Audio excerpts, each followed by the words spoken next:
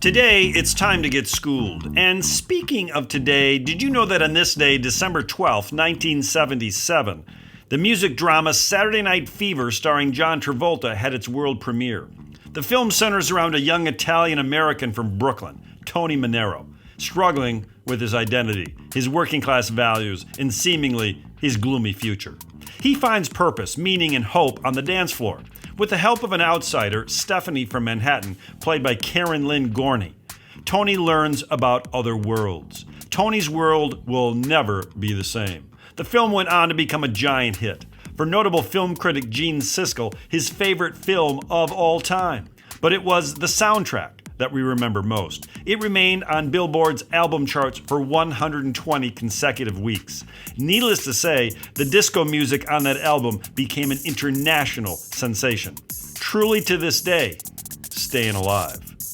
What seems to be the powerful lesson in this little tale is that as much as we may have tried, disco could never be demolished.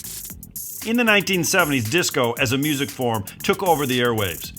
With the hit Disco Duck in 1976, serious rock fans had had enough. Rock fans revolted. The Chicago White Sox baseball team announced a promotion that on Thursday, July 12, 1979, Comiskey Park would host a disco demolition.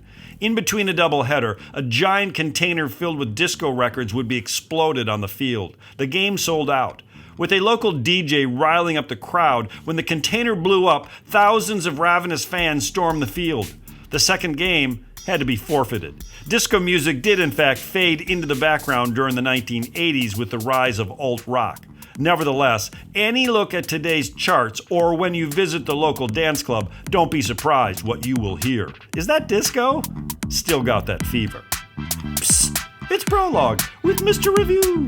It's a podcast that is actively digging tons of earth to find an ounce of gold, striving for a more perfect union.